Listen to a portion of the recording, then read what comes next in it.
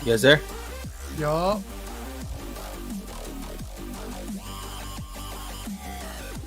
That we are, sir.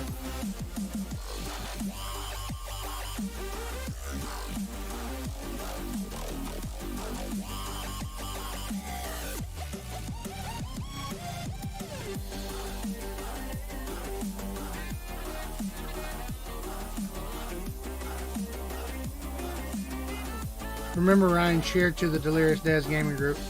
Mm-hmm. I'm curious as to if they'll ever fix that. Probably not, though.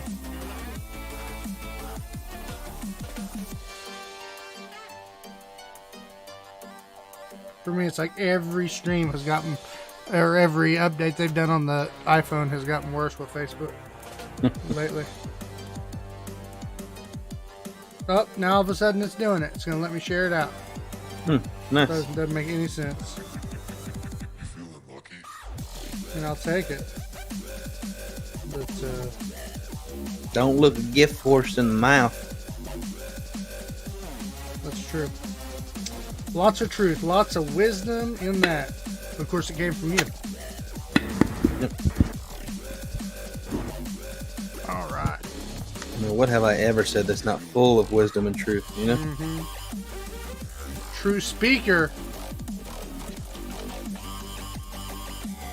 At least whatever I perceive as truth. There is that one time you thought Crackdown 3 would be a great game to go buy. Mm-hmm. And it was just going to, change some things in gaming. And boy, did they let you down. Good thing is, you guys never let it go. So then, I get to relive it on a regular basis. Life is good. Yeah.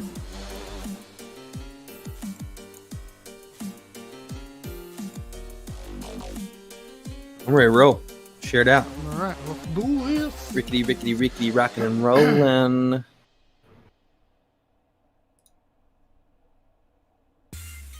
Does everybody know what they want to say as we start this journey? Always. Always in forever.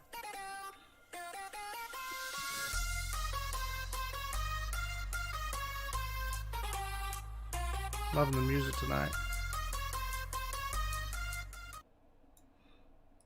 All right, let's get it, boys.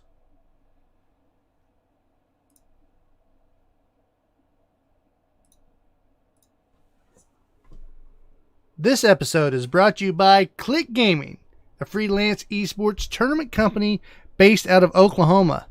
If you're located in the U.S. and need esports services, this is the ultimate gaming company for you. Contact Johnny Weaver at icychiller@att.net. That's icychiller, ICYCHILLER.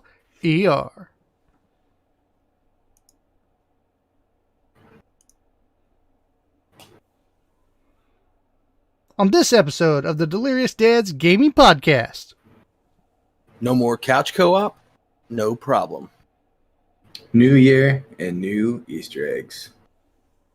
It takes a village to gain closure.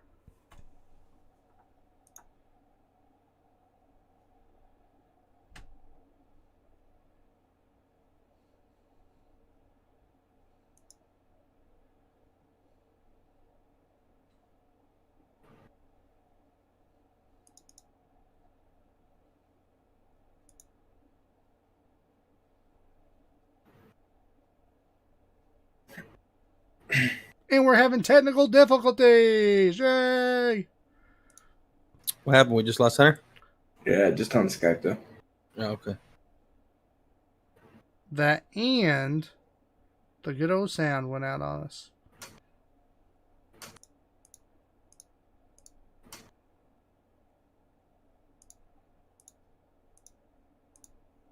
All good though. All right, you ready to come back, Hunt Dog? Yeah. All right. Good evening, good morning, good afternoon. It's another episode of the Delirious Dads Gaming Podcast. 73. Episode 73. I'm Clinton Stanley. I'm here with Big Rye. You know what I'm saying? That's right. Ryan, you know what I mean, Maddox. You know what I mean? Yes, sir. Yes. That's a shout out to our friend Mike, who pointed that out last night on our little gaming stream that we did. It's pretty hilarious. My dad used to get mad at me about it and say, Ryan, I know what you mean. Just super serious about it. Just drove him nuts, huh? Just making sure. You know what I'm saying?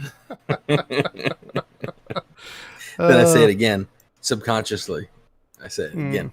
Again. Yeah, you can't help it. Yeah. Oh, yeah, it's just there. Yeah. And we're here with the Stranger Things guys.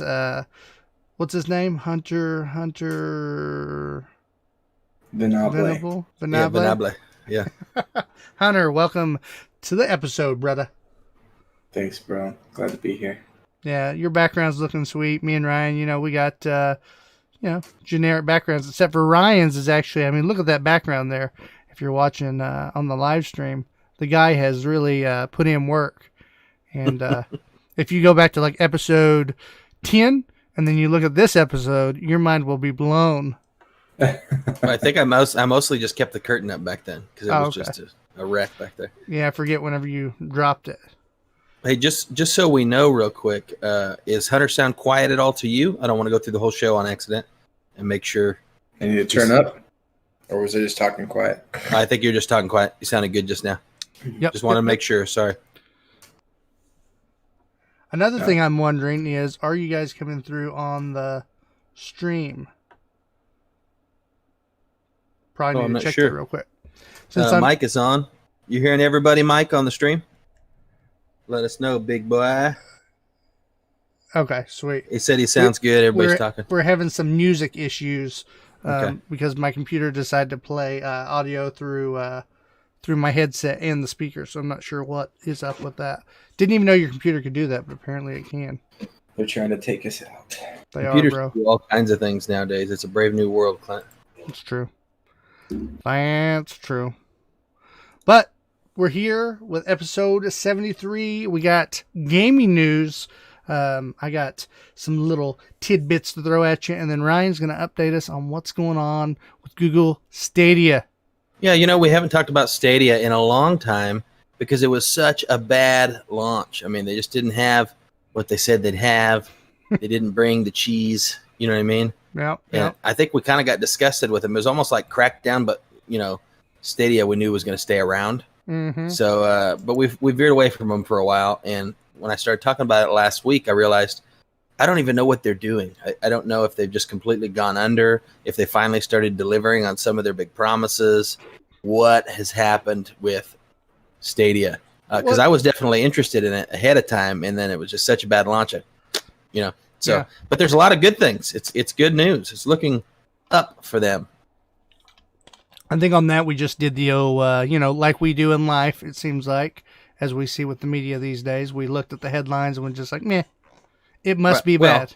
At the time it was. There's no must be. At the time it was bad. We looked into it quite a bit. It was no titles, super glitchy, a bunch of lag, all the things they said wouldn't be there. You couldn't do 4K when it first came out, which was one of their big promises. You couldn't do 120 frames per second, which was one of their big promises. It was just basically everything they promised wasn't there. They were like, we got cloud gaming. And then that was it. That's all there was. That's all you had. Yeah. Yeah. Well, which obviously was no big news, right? That already existed. Yeah. So, yeah. We can already get that from other aspects. So with less limits. Yeah, absolutely. But it sounds like you have some better news for us tonight. We'll be bringing it. Stadia. Mm-hmm. That's good. And then Hunter, he's going to serenade us with a gaming quiz, which should be on fire. Yeah. So now you guys lost me now. And me. I don't know. Skype's not pulling in my Wi-Fi very well right now. But Skype may just be doing what Skype does. You know what I'm saying? That's what I'm saying. Yeah, that's what Skype does. You're right. That's why we need to figure out this whole Discord thing. Our boy Hunter, if any of you big Pocket fans out there that like to listen, Mike, want to donate Hunter needs a webcam. He's been going off of his MacBook webcam. And if he's got a webcam, then we can switch over to Discord and run it all through Discord with beautiful seamlessness. Mm-hmm. And so that's our next step here, just so you guys know. I'm just about ready just to bite the bullet. So. That's well, you bit the bullet. You bought a nice PC. You've invested money into this thing. You guys just make me bite bullets left and right. Though, that's true. Yeah. It's all about that peer pressure, baby. Yeah. But yeah, so it's gonna be a fun episode with some games, and it's also gonna be news driven. So let's get to that beautiful gaming news.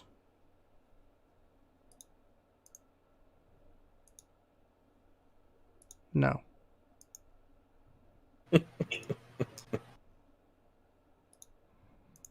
I'm just seeing if everybody's paying attention.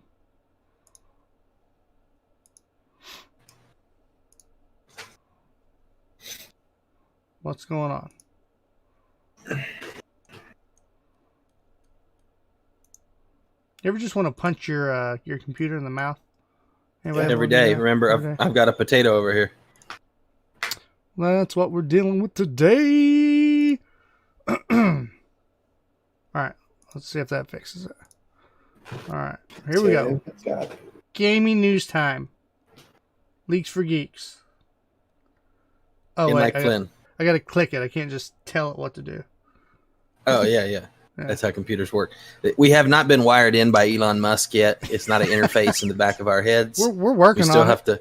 Yeah, but for now, we still have to use our hands and fingertips and phalanges of sorts. Phalanges. What a funny word. It is. So if Tesla comes here, I want to go try to work for Tesla. That's a good idea. Mm-hmm. They were saying they had already decided, but now I guess it's up in the air again. Yeah. Yeah. He was here visiting too. Yep. Tesla for Tulsa, hashtag. Put it out there, guys, for sure. I'd love to have Tesla here. Do we think I want that truck so bad. I got it on pre-order. It's going to be only like 4 years till it gets here, but we're in. I agree. Are you bringing news, Clint? I am. Or are you snoozing? I am. You snooze, you news. Okay. Going to the news, guys. Sorry, my computer's... It's not my computer. It's actually Streamlabs. Yeah. Go figure. Good old Streamlabs. It's like everything reset today. All right, guys. It's time for the leaks for the geeks. The news for the dudes. And first off on the news, we've got EVO Online. Do you guys even know what that is? Of course. EVO. There you go. Evolution. EVO is short for evolution. Yeah. Steve-O's brother. I like that. This is the online version of Evolution Championship Series, the tournament that was supposed to happen. It was supposed to take place in Las Vegas originally, and it got shut down thanks to our good old friend COVID-19, which has canceled everything, I think, so far that we've looked forward to this year. Yeah. I don't think there's anything that hasn't been canceled at this point. I'm starting to slightly get nervous that it's going to cancel my Christmas season. It's getting a little closer now. So now I'm like, hey. I had no problem with COVID when it was interrupting other people's stuff, but I do not want it to interrupt mine. Yeah, I'm going to believe on the opposite spectrum for you, Ryan, that people are going to need the joy so much more this year. Oh, yeah. That's what I'm talking about. That's what I'm talking about. I'm in. Hey, I tell you Either way, I always grow in recession, so we're good. All you got to do is just virtualize that stuff, Just go in there, show them what the graphics would look like, do a little graphic design with the lights. So I already do all that. Huh? I already do all that. Oh, well, then there you go. You're covered. Because you don't really have to do face-to-face, right? You just show up. Yeah, most of the time I don't even see my customers. I've got customers I've had for 8 years I've never met. Yeah. I just do their lights and they send me a check. Yep. Yeah. You just so nothing's changed for me. You just give them a little contract that says you won't sue them if your guys catch COVID. Well, you're good. You're still in, good to go. There you go. Yeah. Well, Evolution Championship Series, as we said, it's supposed to be online, but now it's getting canceled. Things are happening with them, but it's not because of COVID. It's because of this sexual abuse allegation storm that's been taking over the gaming community. So the storm has not just brewed; it has downpoured. Unleashed. It's unleashed. Yes. Yep. So on the meek and the proud. Yes. And even the not so proud, because the people that are getting accused that are guilty are not so proud now. That's what meek is. That's why I said the meek and the proud. I thought meek was like timid. I thought you were like timid. Yeah. The not so proud. Yeah. That's. Oh, okay. I see where you're going with that. I don't know. I guess I never thought of meek as like, yeah, I guess you're not proud, but I think of it as like low self-esteem and other things. Meek is usually used as a synonym for humble. So yeah. Humble and prideful. Opposites. Yeah. It's all good, Clint. Yeah, I don't know about all that. I beg to differ. But right down the pike. Oh man, what a night. Okay. Oh man. So let's get back on track. Back on track. Breathe. Okay. Sexual allegations have came out against its organizer, EVO's organizer.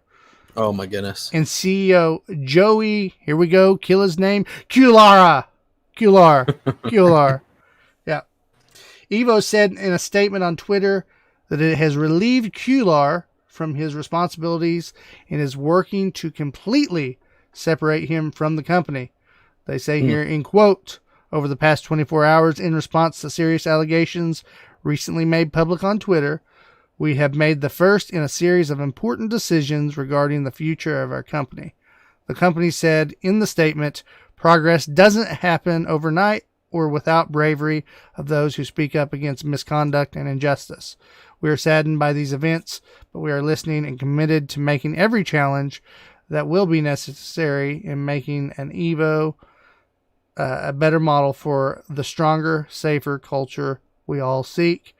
Allegations against Kular first surfaced on Twitter Wednesday, today, via Mikey Crackprawn Fam, who said the abuse occurred when he was 18, or actually when he was under 18, that led to many organizations pulling out of the event, including Capcom, NetherRealm, and Bandai Namco, as well as several popular competitors. Kular has also apologized publicly.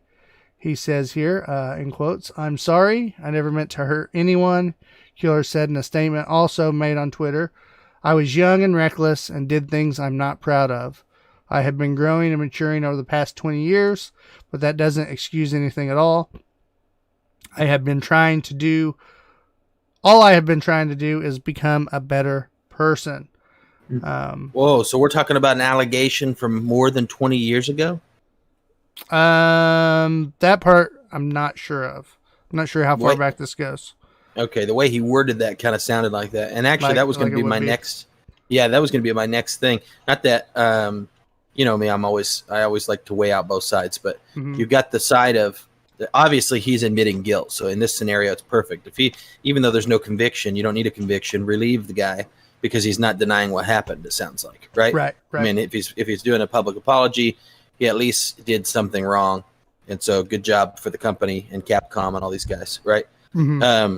What scares me is these things where we see these allegations causing action and there's no result yet, right? Some of these some of them for sure, inevitably, will come out as false. It's people trying to get money out of somebody who's a CEO or different things like that, which is usually it's the minority, not the majority of these things, right?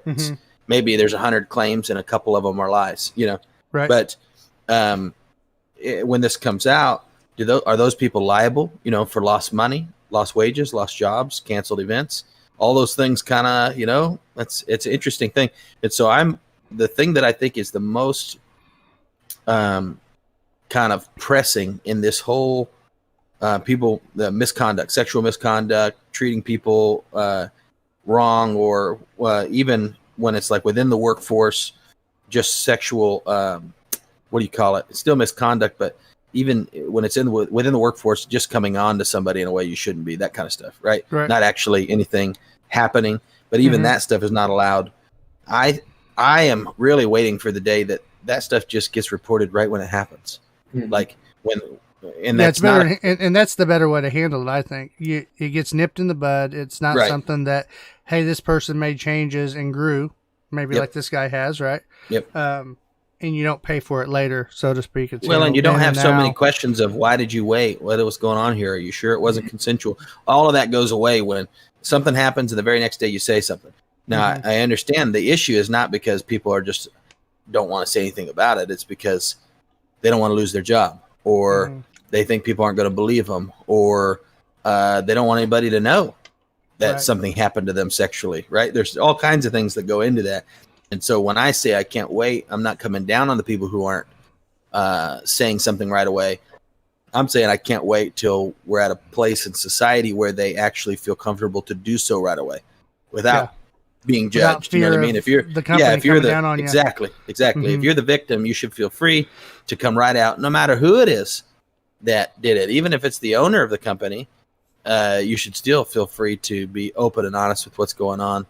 And in all reality, if the law system was set up properly, it's probably not going to hurt you financially either, because that guy's going to be, on the rope for whatever he owed you. He's not going to be able to just let you go. You get what I'm saying? Just catch you out. I'd like to see us as a people, at least here in America. We can't control the whole world, but here in America, I'd like to see us at the point where when something like that happens, it's not weird at all. You just go, "Hey, what the freak are you talking about?" And it just comes right out. Yeah. That would be a huge difference in the way things work. And what would really happen is less people would do it, right? The only reason people do it is because they think they can do it, and you're never no one's going to hold them accountable for their behavior. Right. Yeah. So not only would we have faster, swifter action, we would have less of the instances even happening. So that's definitely what we need to strive for in the professional world, for sure, and outside. But yeah, and I think a lot of what you see is on some of those coming out later with something like this is the movement of it, and people gives them courage. Yeah, they're like, okay, well, other people are doing it. I'm going to go ahead and put my foot forward here and do it. And like you said, and then there's the people that take advantage. But it sounds like this is pretty cut and dry. EVO Online's doing what they have to do. Now, if you're not familiar, guys, with EVO Online, it is a gaming tournament event that's fighting games. So you're going to see things like Mortal Kombat, Tekken, those kind of games are showcased there, for tournaments and esports purposes. So, but they will be returning in 2021, but they've just made the decision as of now. It's the best choice just to cancel the whole event and deal with this situation and kind of re-strategize. Which kind of also leads me to wonder, well, how much of a task was it to put this together anyway, right? I mean, for them to say, hey, we need to just focus on this. Obviously, it was a situation that, it was going to be a lot more work anyway. What did you drop, by the way? I just got to ask. I was trying to move my fan and stuck my fingers in the blade. Oh, are you cut pretty good? No, it didn't cut me at all. It's a super old fan. It's got like plastic blades. It's from like the 50s. Oh, okay. And luckily, the not very strong on it. It blows good, but you can just kind of like stop it. Gotcha. I saw him jump a little bit, and I thought, what just happened over there? He kind of caused me to lose my train of thought. It hit like 4 of my fingertips, so it would have been a bad. Yeah, metal fan, you're screwed. Hey guys, gonna leave the podcast. I'll see you. Make sure you show the fingers though. This before, fans had guards that were small enough that you can't get your fingers in. Right. This has big old like square openings on it. Yeah. Like that big. Like this was tough it out time. Yeah. Oh yeah. Bad things are coming your way. It's funny, not funny, but I think some of these things you're just talking about, why do people wait? I think because a lot of these things that did happen maybe even 10, 15 years ago, right? It was almost like just like this fan having open things was okay at the time. Like, hey, this is acceptable. We don't worry about lawsuits. In a way, that kind of stuff was acceptable in the workforce. Not really acceptable, but almost like expected, right? Like, it's just, people are just joking, and people would kind of bury it down because they like, I'm uncomfortable with it. I feel like I was just violated, but other people don't take it that way. So I know maybe I'm just overreacting in my head. Yeah. Yep. And and as that's come out and people go, wait a minute, this guy's report or this girl or this, kid or whoever is reporting this thing that happened to me. I thought I was weird for feeling weird about that. I just put up with it. Yeah, exactly. Yep. And so you see a lot of that happen too. And they're like, yeah, you know what? That's not right. He shouldn't have he shouldn't have said that to me. He shouldn't have made those kind of comments to me. Mm-hmm. Things like that. Yep. Now, moving on to some other news that's not so controversial. These are more like game announcements, so to speak. First thing we're going to cover, I'm throwing this one out to my World of Warcraft peeps out there. If you're playing the Warcraft game, Blizzard has announced that they will be merging low population servers with Busier servers. Blizzard has outlined the plans. In the following post, they say a comprehensive study of realm populations for every realm in the world. Blizzard said it will connect the low population realms, like we said, with other existing realms over the next 2 to 3 months during scheduled maintenance until they've connected every low population realm or server in every region to a substantially larger population of players. They say here that World of Warcraft is best when you have a community of players around you, and while numerous ways to participate in cross-realm play have been implemented into the game over the years, there are still many aspects of the experience that are realm-based only. Okay. They also say here, as the project unfolds, they will post notices in advance of each week's connections in the appropriate regions and languages. Blizzard added, during each maintenance period, everything will be automatically combined for the affected realms. When maintenance is complete, players on affected realms will log in to their Battle of Azeroth account and find that they're now part of a larger connected realm community. At the same time, we'll merge the appropriate realm discussion forums. This totally makes sense. I mean, as the game, it's still huge. They're still making money on it. But, you know, that big peak that they had back in the day has obviously shrank. They don't give out numbers anymore of their subscribers. Mm-hmm. But this tells me, hey, this is for the health of the game. Keep people connected, you know, because what will happen is a lot of people will move servers, and then this little server that maybe someone's had their main on forever, you know, not enough people are joining that server, but you have this high pop server over here. So, makes sense. They're really doing a big overhaul. If anybody out there is interested in the Warcraft expansion coming up, they're really gearing up. Like, I feel like they realize this is the expansion they need to hit on all cylinders.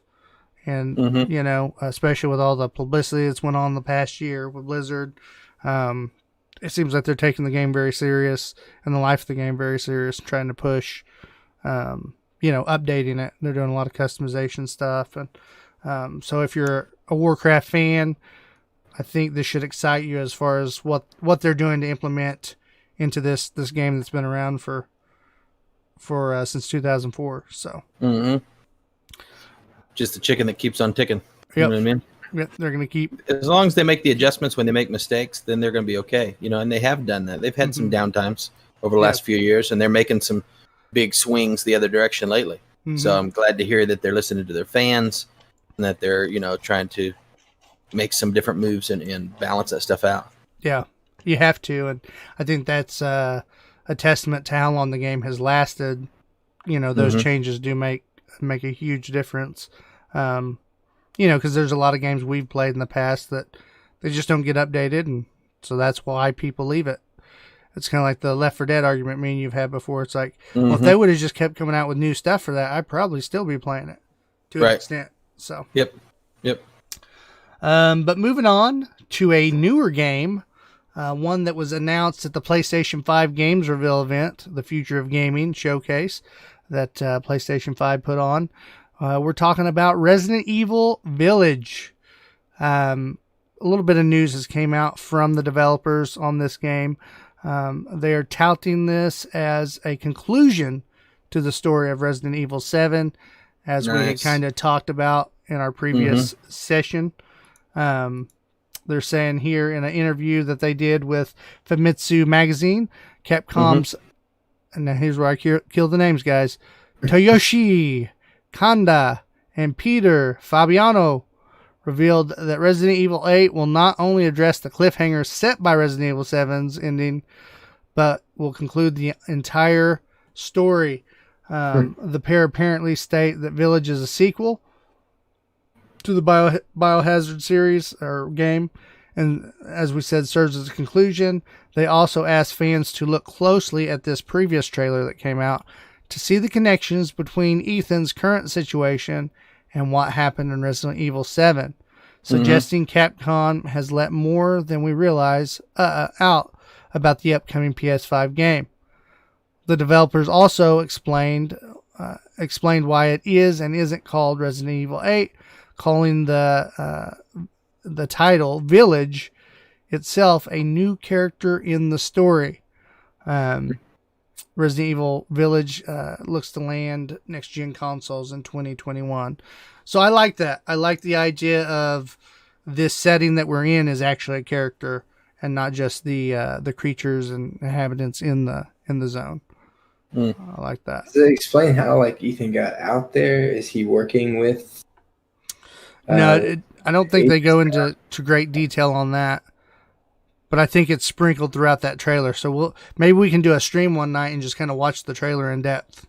Like we'll just all hop on Parsec and like break that thing apart and see what we think. Sounds cool. Now the only thing is you'd have to beat Resident Evil 7, which I don't think. Ryan, you haven't got to do that, right? No, I have not. I've played maybe like a quarter of it with you. Yeah. Yep. I definitely watched it. I haven't beat it myself, but I watched the whole playthrough on it. Did it mention anything about this new one going to be VR also? Or do we know? No, they haven't stated. I don't think I've seen anything. It definitely has that vibe, though. Yes, it does.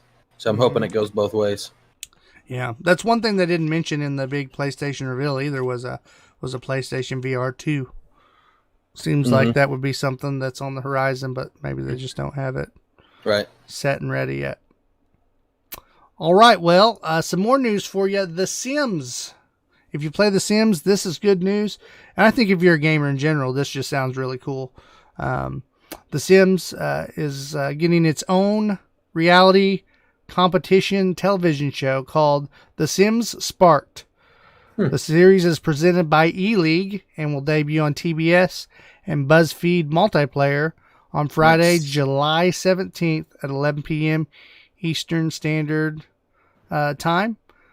It says Sparked uses The Sims to showcase the voices of the Sims community.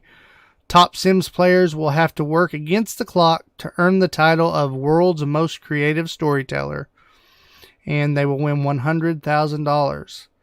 If you're watching from home and feeling left out, you can compete in special challenges for a chance to be on The Sims Sparked yourself. Nice. Since its inception, The Sims has been a groundbreaking experience, allowing players to create and virtually live out their stories they create in-game. That's what makes it so special, said Lindsay Pearson, GM of the Sims franchise.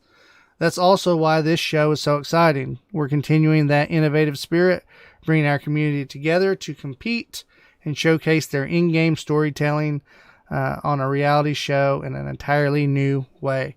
The Sims Sparked is a unique take on the reality television show competition model. So this is really cool. I love this. It sounds like it's going to be The Sims, and they're just going into like a create your own story and just who can come up with the best ideas. I love that. Yeah, that's pretty interesting. Now, as far as it being interactive with the crowd, that sounds cool. I don't know how we'll do that. And they've got real followings and real communities starting to build, especially with all the modding and all the stuff that's more people moving towards PC, and so you're seeing that the kind of Sims first really got their development early on in PC, like way back in the day, and then kind of died out when the consoles came. You still had those people that loved them, but they weren't a big thing. You know what I mean? And right now it kind of feels like they're spiking back up. So and they've kept a certain amount of traction, but I think you're right. Like the way they modeled the game changed a lot. Like I played The Sims 1. It was a complete different experience than what you have now. I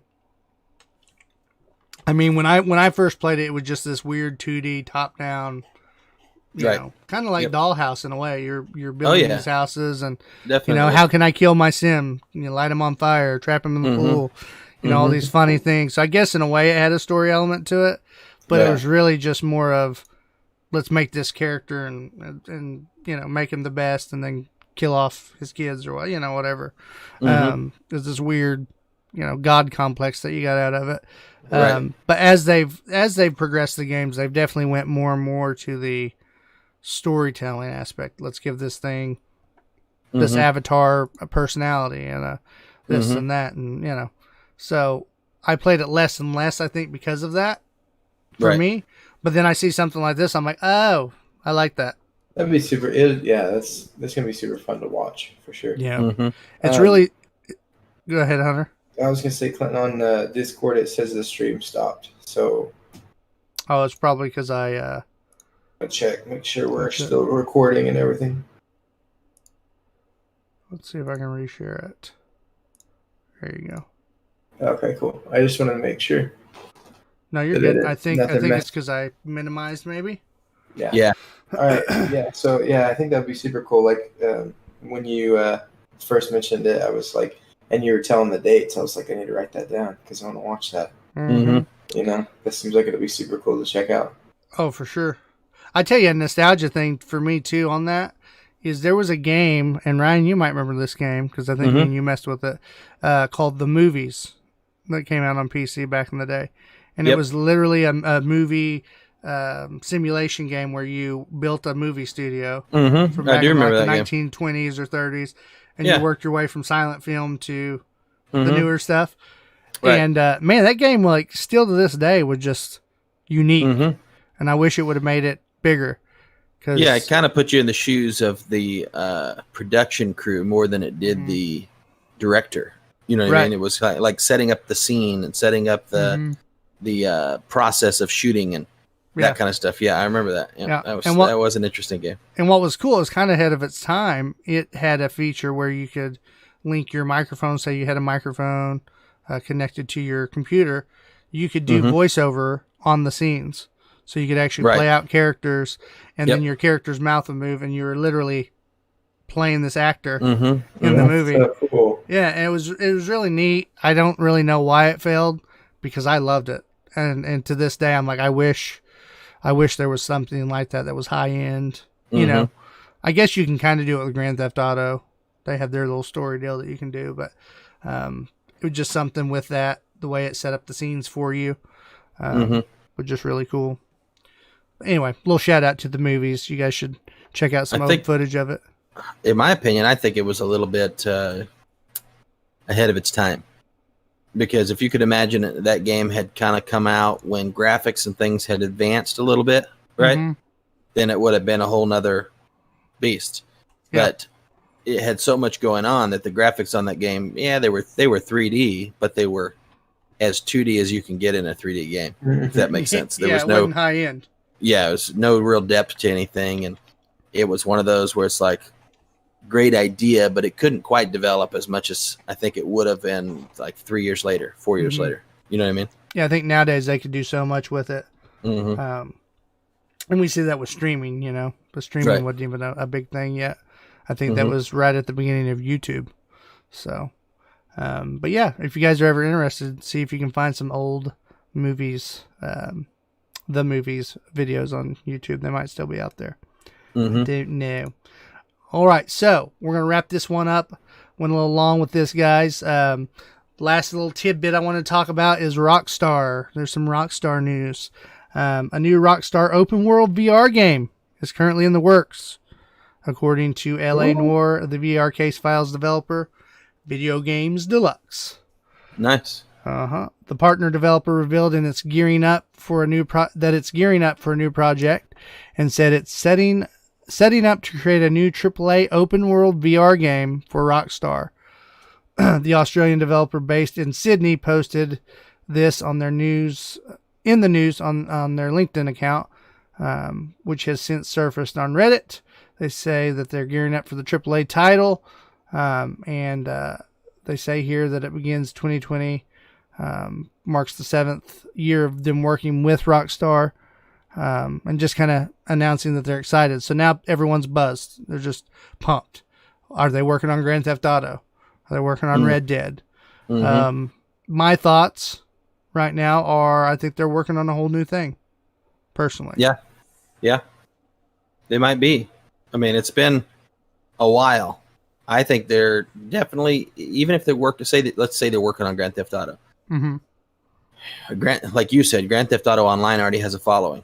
So whatever they're working on has got to be a rebirth. It's got to be something I think that is has a completely new dynamic to the gameplay, to something like I think they're brewing up something big, and that's why we're not hearing anything about it. Because usually they're a little leaker, you know, Rockstar's real big on little teasers and all that kind of stuff, and it's kind of like all just what are we doing? Nobody knows what we're doing right now, and so I think they're working on something big too. I agree. Yeah, there's kind of an undercurrent there too. I feel like if it is a Grand Theft Auto game, and they're like, "Hey, it's VR," I think people will be mad because it isolates. So it isolates so many of the other players. No, they're not working on a VR machine. No, the VR specifically on the VR game they're working on that you're talking about. I don't think there's really any chance that's going to be Grand Theft Auto. No. That's got to be something new. But I also believe they're working on something along the lines for Grand Theft Auto for those fans. I don't think they're just leaving those fans in the hole. Does that make sense? Like an add-on? Like, hey, if you have VR, you can play it now in VR, maybe? No, what I mean is I think they're probably developing two games. They're developing a game that's a VR game, right? And I think they're working on a game that's a regular game for their Grand Theft Auto players. Does that make sense? Yeah. Whether it be a new Grand Theft Auto, but it's not just going to be some slight variances. It's going to be something big. There's no way they're just leaving those guys. I can't believe that they're just leaving those guys on Grand Theft Auto 5 Online for 12 years. There's something else, you know what I mean, happening for those guys too. Because you're right, those guys aren't going to just go, sweet, let's all go buy VR. No, that'd be the dumbest move ever. There's no way they're doing that. So I think there's two big pots of brewing, something for those guys and a whole new something for the VR guys. You know what I mean? Yeah, I think with VR, we're not going to get to that point where it's got to be really good before people are just like, yeah, let's get it. Yep. So I think you're right. But hey, that's really, really cool though that they're working on that. But what about GTA 6, guys? Come on, give us some love. You know, like nothing. I'm just really interested in what GTA 6 is going to be. That's what I'm saying. There's no way it's just going to be a slightly upgraded GTA 5, or we would have been hearing about it, right? I think we would have been hearing about it if it was just some new features and new, you get what I'm saying? New story. And Here's a little brain churner. I'm holding a lot of hope that it's something bigger. Do they get rid of story mode? And they just do a literal I think GTA they don't game. get rid of story mode, but yes, the story is in the game, like online. That's what I'm saying. Yep. Because they already have implemented that in GTA Online, just on a smaller scale. Yeah, but full scale. That's what I'm saying. Full scale, in-depth story that works online, and they need to completely abandon the individual single player for that game. It's clear that the community wants to go online. That's where it's exploded. It's carried itself for years now without a new release. That's put your money there. Only problem is then you got the people that love modding it, because now mods are huge with that game. So I don't know what they do. Well, don't they mod? I guess they can't mod online. You can't mod online. Yeah, it's against their, because they don't want people cheating. Maybe they make two separate type of servers, modded servers and private and non-modded. Yeah, just like they do for DayZ. That's what they need to do. People would be loving that. So you can go play on the modded server. That'd be freaking sweet. I could deal with that. Yeah. Well, that's all. Superpowers. That's all I got, guys. That's all the speculation I have. All the news. If you guys are watching live, one of our listeners, Mike, we were talking about earlier, he had posted on here. He said, "What? PS5 for $299 and Xbox for $399?" We have not chimed in on that on the show because that's not real. Not to say that that's not possible. We do have some actual leaks. The leaks that I have seen in the last few days, like 3 days ago, is when that stuff had come out. They're from what I would say moderate leakers, right? Not the kind of leakers that when they leak, it's right? Because there's some of those guys, and it's not really a leak, it's a tease, right? These are from kind of like, well, maybe, kind of. So they're right sometimes, they're wrong sometimes, a little bit. I'd say it's got to be 500 to 600, right? No, I don't think so. There is more and more information saying that we're going to see the digital version at $299, and the what do you call it? And that's probably what he's talking about is the digital version, That's for PS5, and then the one with the disc is going to be $399, same price that it came out with their PS4. I don't know how they do that though with the hardware they have in it. That's the problem. They're saying they're going to be taking probably a loss on this. Even in the last generation, they almost took a loss on the consoles, but they don't make a money on the console that much. You know what I mean? They make a money on you become part of the PlayStation market, right? And then they're making their money because they get contracts and all that stuff. Yeah, so, and we know that that's possible because last generation, always PlayStation and Xbox are the same price.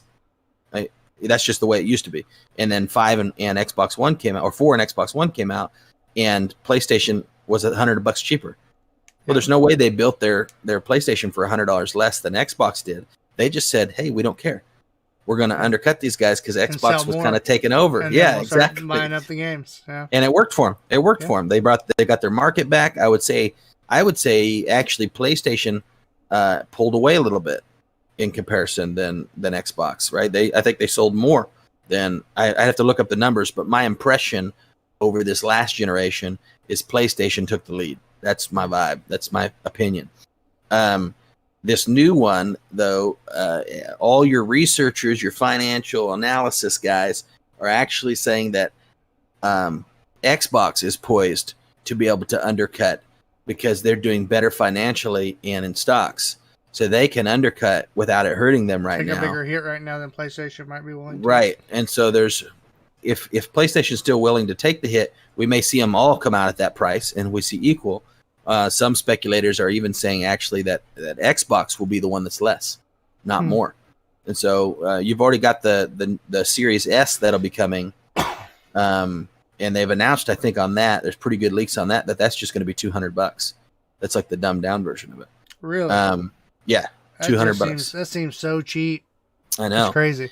And so if that's true, I will slap myself because that's like that's what they're saying. They're saying that one should be $200. Because there hadn't been anything since Nintendo 64 that's like $350 or below. Yeah, yep. And so, and there are people saying that your lower end version or whatever, your version without your Blu-ray player and stuff is going to be whatever you call it, $299 for the PlayStation, and then $399 for the PlayStation with the Blu-ray. Mm-hmm. But they're also saying in the Series X for the Xbox, there's even a cheaper version. So you've got your Series X, which is probably going to be around $399, is what people are speculating. Then you have your S, right, which they think could be as low as $200 or $250. And then there's the S without the disc drive. There's a digital version of the S. That's another $50 less. So that's probably the one that's $200. Then you're going to see one for $250 or something like that. They don't care. They just want to get you in. Part of it is the coronavirus. A lot of people are saying they're nervous that sales are going to be down this year because money is tight this year. And to be honest with you, I'm yet to see somebody whose money's tight. I mean, everybody I know is spending money. Like my money's tight, but it's because I'm spending it in stuff in this house and things like that. Mm-hmm. But most of the people that I know, I mean, that's like Tiff was asking me just the other day, what's going on with this, not letting all these people back to work. Why there's so many people still unemployed? I said, they're not going to go back. What are you talking about? If I'm making $900 a week in Oklahoma, that's good money, right? You're making $900 a week to be unemployed. That's what people are making right now. It's more than they were making when they were working. Mm-hmm. You're not going back until they cut the unemployment. Till they tell you you're not gonna. Not only that, we got this new spike going on, right? And so you get this new spike in Texas, and everybody's getting scared. And you got the president of Brazil who's sick now with the coronavirus and all this other crazy stuff going on. And so right now, all these people that were like kind of wanting to reopen and go full force, they're not going to do that. It's not worth it to reopen, and then maybe your government shuts you back down again a week from now. So you kind of got this weird. That's just where we're at. So I'm not trying to get off on all that, but no, I know. So the theory is they're scared of that, so it's better to put these out in little different design concepts and sell it cheaper. Come in low, and hopefully still capture your market rather than people just go, we're not going to buy the new console. Yep, exactly. Mm-hmm. It's not like they're going to go with PlayStation instead. They're just not going to buy them. That's what they're worried about. And it's true because in all reality, the PlayStation 4 and the Xbox One both still perform very well. Neither one seems to be super behind the curve when it comes to graphics, right? You can jump on a new game on Xbox One on a 4K TV and your mind is still blown. Mm-hmm. So do you need to? No, it's a want. So they may have to, change some things a little bit. And you have the PC gaming market people that are just like, hey, taking over, man. I've already got my PC. I'm just going to wait. Yeah. And not only that, you got your cloud gaming, like we're about to talk about, Stadia, right? Shadow, which I use, and these things. Talk about it. The market is saturated. It's saturated. You know what I mean? And so I think we are going to see a cheaper price, or definitely, I don't think we're going to see a higher price. That's my opinion. I think it's not going to go down from last year, except for maybe some dumbed down versions. But the full version of each one is going to be the same price that they were before. Well, hey, this is one of those cases I want you to be right. Yeah. For the sake of all our wallets. But my track record is not very good. Last time I was excited about Stadia, you could just jinx it. It was over. And I was excited about the Crackdown 3. You could jinx that and put a fork in it. It's over. You know what I mean? Anyway, at least he admitted it live on the podcast. Yeah. But right now, Stadia is making some moves. So, yeah, I will jump into that. Okay. Stadia's making some moves. Yeah, they're doing a little bit better. Well, they're doing a little bit better. Write that down. Put it on a ticket. What they've basically said is, hey, we along the whole time planned on developing as a new company and a streaming service, and that it was going to be a process. No, you didn't. I mean, everybody knows you're going to advance and get better after you launch, but ahead of the launch, most of the things you said you were going to have, it sounded like you were going to have at launch. So don't lie. That's not what happened. Yeah, you hit that. But they are still following through.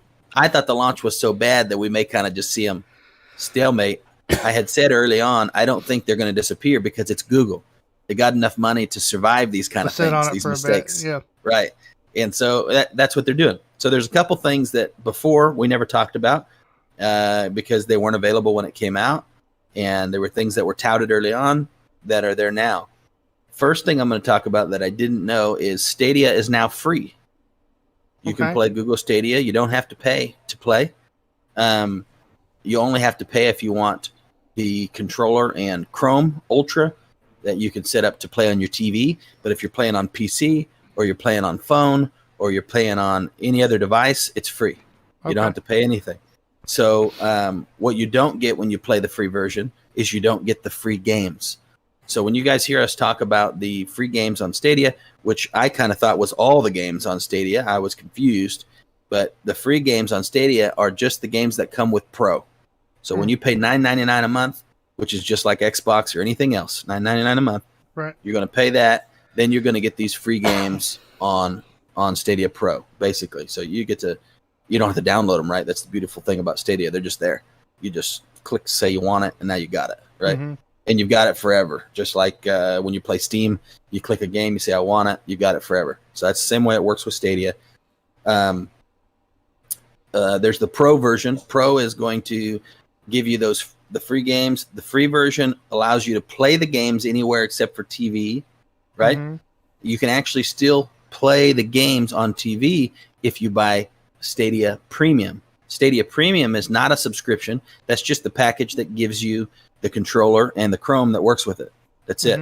So once you buy that for $99, which isn't a crazy price, because Chrome is $60 on its own or $70, and controllers are $60 or $70. So $99, you're going to get your Chrome, which works for more than just Stadia, right? A Google Chrome is something that's nice to have if you don't have one. With Steam and other platforms. Well, Google Chrome is like the little dongle that goes in your TV that works with apps, right? Oh, okay. So you can play all your Netflix. I meant the controller. The controller works with it'll work on your PC if you want to play on your PC. But you can use Xbox controller. You can do whatever you want. They've opened it up to anything. So on your PC, you can play with whatever you already have. That's the whole point of the free version now. You don't have to buy anything. You can just get on and play. So guys like me and you can check out how it plays. We can see how fast it is. And so we will be doing that now that we know that, guys. I know we haven't, like I said, we just stopped paying attention to them. It was so disappointing early on. Well, now it's free, so we can get on, we can play. If you want to play on your TV, obviously you can't, right? I mean, you could hook up your PC to your TV and then you're just using your screen, right? Mm-hmm. But if you want to play on your TV seamlessly like a console, you need to buy the $99 package that gives you the Chrome that's set up for the controller, and it'll pick up more than one controller, so you can play couch co-op games, stuff like that, all just like it's a console right in your living room. Mm-hmm. So that's a big change, in my opinion, because with this being so bad in the beginning, they really need to make it free for people to find out what it's all about. Mm-hmm. So we can jump in, and because I'm not going to pay anything, especially $120 just to try it. No, not going to happen. You know what I mean? But to jump in for that, and then your titles that you can get for free right now, in my opinion, they're not worth the $10. You know what I mean? But that doesn't mean that. What do you call it? That doesn't mean that they're not worth $10 to some people, in a sense. So I'm going to give you a rundown of the titles that they have right now that are if you have Pro. Does that make sense? So these are the ones you're going to get for free. There's not a lot, so it won't take very long. Okay. So you got Greta or Creta, I think it's Crayta, Creta. This game is designed specifically for Stadia. Mm-hmm. You got Destiny 2. You got The Elder Scrolls, Get Packed, Grid, Guilt, Little Nightmares, Monster Boy and Cursed Kingdom, Danger Dragon, PUBG, Power Rangers, Battle for the Grid, SteamWorld Dig, SteamWorld Dig 2, SteamWorld Heist, SteamWorld Quest, Super Hot, the Turing Test, West of Loathing, that's that Western doodle game we were talking about last episode, and then Zombie Army 4. So you get all those for $10. Yeah, you get all those, but that's monthly. Good. That's monthly. That's the monthly subscription. Gotcha. So that adds on itself. Yeah, if you want to try any of those games, they even give you Pro free for a month when you start your account, your free account. Okay. All you need to play for free is a Google, email. So you need a Gmail. If you got a Gmail, you can sign up with your Google account for free, and they'll give you a month of Pro for free. Okay. So you can get in, you can check out all those games for free for a month. I mean, some of those games you could play through, and get your use out of them in a month. Obviously, not some of the multiplayer games, but not a huge list for the $10, right? Yeah. Especially for how long they've been out. They're still very lackluster in the subscription. But I think they've moved away from the subscription being important. It's not really the thing anymore. Probably a smart business move on their part because they don't have much to offer for a subscription basis. Right. Anyway, right? So this allows them that time to build up. Mm-hmm. So your Pro, hold on a second, I had it here. Okay, so your Pro, the games that are available, they are pulling bigger games in. We have mentioned a couple of them along the way, but you got Darksiders Genesis, Borderlands 3. This is not the Pro. This is just if you have it for free. You got to buy them though, right? These are the purchasable games that are now available on Stadia. Does that make sense? So you'll buy them just like you bought them for your console or from Steam or anything like that. But now they have translated to Stadia. And that's, so and that's only going to be on the Stadia platform. Is that correct? Correct. Yep. Meaning you're not cross-platform play. Right. Yeah. Like if you bought Borderlands 3, you can't go play it on Steam. It'll be correct. Yep. Only Stadia. Yeah. Yep. Just like you bought it on an Xbox. That's just how exactly the same. Okay. So you got Assassin's Creed Odyssey, Borderlands 3. I said. You've got Attack of Titan 2. I don't know what that is. Doom 64, Doom Eternal, Dragon Ball 2, Ember, Farming Simulator, Final Fantasy 15, Football Manager 2020, Ghost Recon Breakpoint, Lost Worlds, Kine, Just Dance 2020, Juten, I don't know what that is, Valhalla Edition, Metro Exodus, which we talked about in the last episode, Mortal Kombat 3, Moto GP 20, Monopoly, NBA 2K20, Octopath Traveler, Rage 2, Red Dead Redemption 2, Tomb Raider, Rise of the Tomb Raider, Samurai Showdown, Tomb Raider Definitive Edition, Serious Sam, Splitlings, Smack on Stacks. No, Stacks on Stacks on Stacks in parentheses. Smack on Stacks, dog. Sundered. Okay. Supercross 3. The Crew. Thumper. Tomb Raider Ultimate Edition. The Division 2. Trails Rising. Trails Rising is a dirt bike game. Wave Break is a Wave Runner game. Looks just like Trails Rising, made by the same people. Mm-hmm. And then Wolfenstein Youngblood. So has it improved? Yes. Is it a long list? No. They've definitely got better titles for sure than they had last time we looked. They don't have all the big titles, nowhere near it. Yeah, I was going to say still no big AAA, right? Yeah, other than Borderlands 3. Yeah, well, Assassin's Creed I'd say is up there. Borderlands 3 is up there. Ghost Recon is kind of an up there game. And there was one more that was I'd say, I don't know, Tomb Raider. It's kind of middle. It's not really up there. Right. Yeah. So, and the Division 2 is a pretty well-loved game. So, that's not really that big of a list. So, they're moving, but I don't think they've made big leaps and bounds in their games yet. But It's they're obviously still outlook, trying. though. They're at least saying, "Hey, listen, we weren't prepared. We're giving it to you for free. You can buy the game.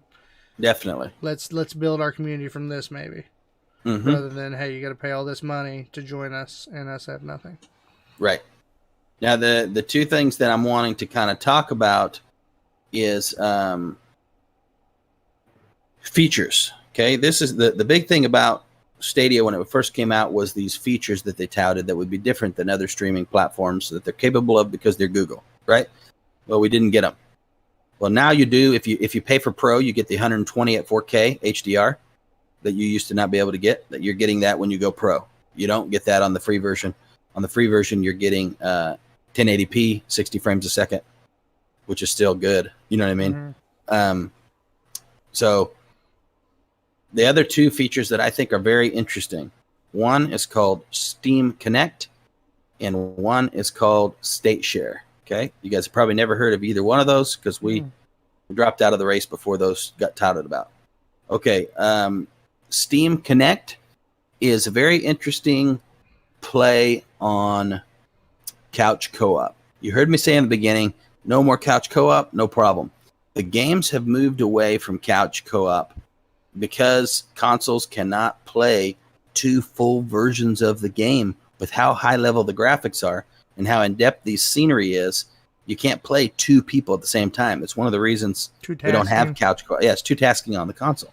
You don't even really see it on PC games. It's just who plays couch co-op on a PC. So couch co-op has kind of died, right? Yeah. You see more and more online multiplayer and less couch co-op. But when your friends are over, which we've ran into numerous times, there may be a multiplayer game it's a co-op game, but online, right?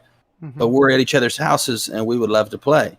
Well, Steam Connect allows you to do so. So, of course, on Steam Connect, you can play me at your house, you at your house, and me at my house, you at your house. That's just like anything else, right? You can play that way. In a co-op game, you can each play that game. A couch co-op game, you can play from two locations, right? So we could have a game that doesn't have online co-op but did have couch co-op. You could play that at my house and your house. Okay. But the big twist is that an online co-op game that doesn't have couch co-op, which is almost all of them now, is now available on the couch. Well, how does Stadia do that with Steam Connect is you're playing on two virtual consoles. So it turns your display into what projector people would know as picture-in-picture. So when you have a projector, I can hook up on my projector two consoles, right? And it's going to display two screens as if I have two TVs, even though it's one big screen. That's what Stadia is doing. They're actually running one console and they're running another console. Both can play right there at the same house. More than both can play because you can add as many screens as you want, it sounds like, to your screen and resize them and position them wherever you'd like them. I like that. This is a great thing for streamers. So streamers can bring in their friends that are playing onto their screen, shrink them into the corner like their cameras, right? You can see their gameplay. Not only can the stream see their gameplay? You, while you're playing, can see your partner's gameplay as if you're playing couch co-op from your own house on your PC or on your TV or whatever you're doing. Does that make sense? Yeah, it makes sense. And so that is something that is probably slightly untapped at the moment because it's so new, right? But I think that's going to develop into something that you're going to see affect the streaming community and probably not just Stadia. If that takes on the way that they want it to, you're going to see other people like Xbox and their online, what do you call it? Xbox Live. Yeah, what are we talking about right here? Stadia. No, when you're playing online. I just drew a blank on the term for that. No, the whole thing. I got you guys too. Play? No, when you're playing and your console's online, what is that called? Cloud gaming. Cloud gaming. Golly, I just drew a blank. Okay, I think other cloud gaming platforms, because streaming is so big and growing still, right? And competitive. We got Facebook jumping in there. We got Mixer just quitting. All these things going on. I think you're going to see any advantage that you could have as a streamer that makes your stream unique is going to be worth having. And so you're going to see other people, not just Stadia, try to develop their own ways of helping you do that. And so we kind of see that with Parsec in a way, except Yes. it's just connecting to physical computers, right? Right. But it's kind of the same concept. But on Parsec, you can't display both computers. You can look at mine or I can look at yours, right? I mean, I can pop you up in the corner of mine, I guess that's true. But I can't also remotely connect to Hunter's too. So you're limited. And so there's definitely some advantages to what they're talking about here. You can change your screen to, of course, if you did like a vertical split screen, well, you're going to be losing part of your screen, right? But the other guy doesn't have to do that, if that makes sense. So if you're playing separately, he can have yours over small in the corner, keep mine big, and then the other guy vice versa on his. Now if you're playing. Now I wonder if we're playing, like I've got the Google Stadia set up. I got the little Google dongle to hook into my TV. I'm playing on the big TV. And Hunter's like, well, I want to play with you. At your house. We bring out my laptop. I give my controller, connect to it, and he logs in through there, and boom, there's his couch co-op screen. Yes, he would. You can do that, but he would log in on his own. Does that make sense? Yeah. So he'd log into his own Stadia since it's free, right? And so it's not like you're trying to share a profile. I game share with him, basically. I link up with him. I don't know. I don't know that the game share is possible. I think you have to own the game. Oh, both people have to own the game? Right. That's just like you would with any other multiplayer game. Right. Well, I thought you meant couch co-op. Like couch co-op, I think they should just let you share it to your friends. Well, that's if it's a couch co-op game, then you can. Okay. If that makes sense, from what I understand. Right. But if you're doing couch co-op on a game that's not couch co-op and you're using this feature to do that, which is kind of the big thing that's new, you know what I mean? Like if we're both at Clint's house and we want to play, you got a big enough TV, let's both play a game that's co-op but not couch co-op, right? So let's jump on and play. We can do that now. That's kind of the other benefit to this. So you wouldn't pull out another computer in that sense. We would both play on yours. Yeah. Because really, in all reality, if you pull out another computer, it's not really couch co-op anymore. You just happen to be in the same room, right? Yeah. That's just like bringing another TV and console like we used to do. So now that kind of plays off of, they're not connected, but keep in mind this idea that we're talking about right now of sharing these games across from one to another, like Clint just said. Now, this works the same way. Both people have to own the game, okay? But state share is something that is completely unique to Stadia, and I don't know that anybody will be able to do this anytime soon. And really, the games, this is kind of just recently became real, and there's only one game that has it right now, and that would be that game that was designed for Stadia. What was the name of that game? Let me see, just so you guys know. It was Crata, right? That game, Crata, is designed to be able to do this, but from what Stadia has said is this will work with any game. It doesn't matter. They just have to give them permission to do it. It's not like something they're going to have to do a bunch of infrastructure to make it work. It's supposed to work with any game. What it is very unique, and it is the ability to save your game with a link at any moment in the game. Meaning, you can get off the game and get back on the game anytime on any console, on any phone, whatever you want to do, and you'll be in that exact same place. Even though you've turned the game off, right? It doesn't make any difference. It doesn't have to be a save point in the game. It doesn't have to be at a checkpoint in the game. It doesn't have to be anything like that. You can just save it and then jump in, and you're literally be exactly where you were when you created the link. Okay. So they do kind of what World of Warcraft does, where you log out of the account, and then I can go to Ryan's house, log into my computer, my character's still in the same spot, in the same zone, doing the same progress. Yep. Okay. But on any kind of game, but it campaign can do game, modes and things yes, like that. Yes. Yeah. Okay. So this at first makes you go, oh wow, that's kind of cool. Now here's what's unique about it for the streaming community, because we're not huge streamers, but we do follow the streaming community. We also follow obviously the esports community, and we're interested in the things that might shake that up. This can definitely shake that up. Let's say we're playing a game, and I create a scenario that's like you just can't get out of it, right? Like I just brought on the Horde. I'm playing some game, and I made sure I set off every bomb I could. I've only got 20 bullets left in my gun, whatever. I just created this horrible scenario that once in a lifetime are you going to be able to survive it, right? Boom, I saved the link, right? The beautiful thing is that link is playable by anybody and will always exist. Okay. So it's like a scenario in a way. It's a scenario, exactly. So I can share that with my fans on my stream, right? And say, here's a challenge. Anybody who beats this wins a t-shirt, right? If you can escape the scenario. So then, and it doesn't, like if they play it, it doesn't ruin the progress. That link will always bring you back to that point, and you can save as many of them as you want. There's no limit. On the flip side, you do that with your fans, right? People that are watching you. So, all right, guys, tonight we're doing your challenge. Put it in the link, and I'll randomly pick people's links, and we'll jump in and see what. And we'll play from your scenario and see how we get out of here. Yep. Not only that, you can go, oh man, this is kind of a sticky situation. Boom, hit save real quick, and just it goes on your blog or whatever. Not for a challenge or anything, and people can go, oh yeah, I want to play from that point where I saw Dr. Disrespect playing last night. I want to play from that moment and see how I would handle that situation. They just click in it and play. They're on your game in your scenario that you were in, and that can work for anything, right? You say you were playing Mortal Kombat and you were down 2 deaths to 0 on this top guy or whatever. It's the boss of that whatever. You're going up the ladder. You know what I'm saying? Yeah. And all of a sudden, you're in the tournament and you go, oh crap, I screwed the pooch on this one. But somebody out there is bad A enough to beat this.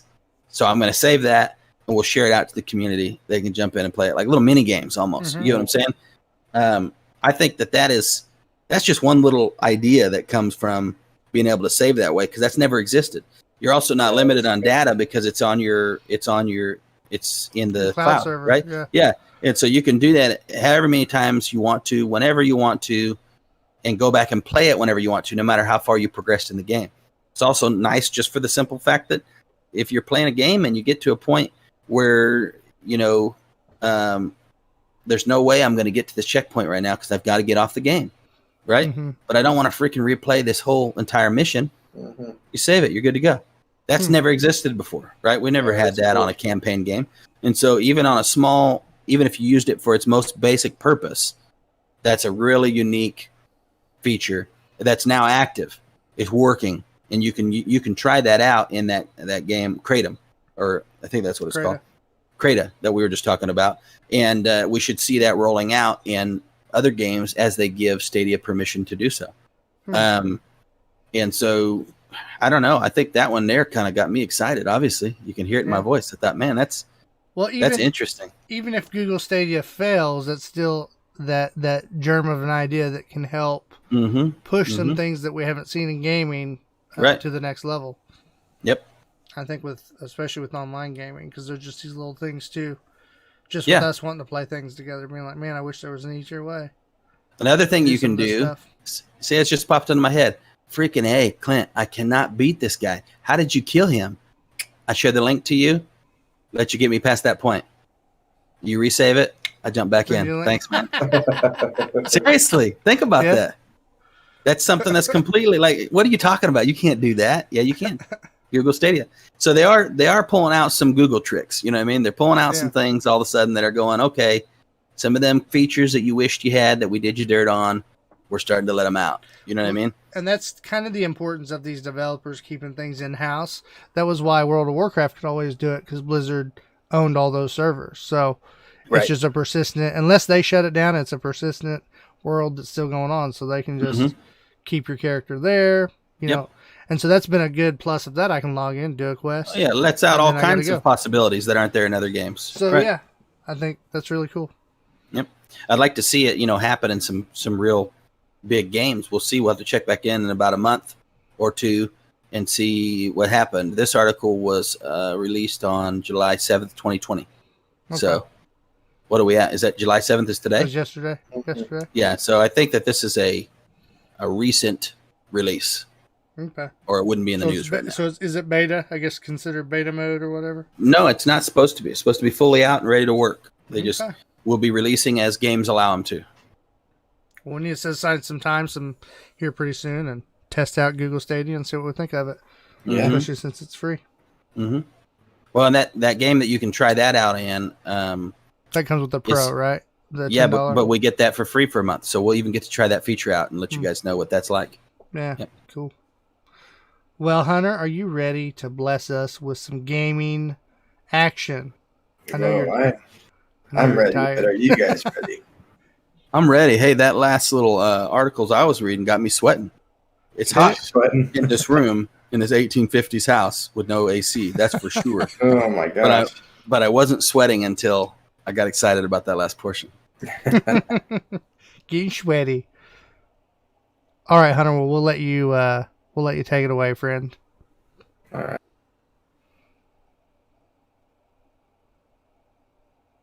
Oh, we're ready when you are. Oh, The music's not working, so I don't see the point in going to a transition. Okay, I was just sitting here like a dork waiting for you to give me the thumbs up. Thumbs up.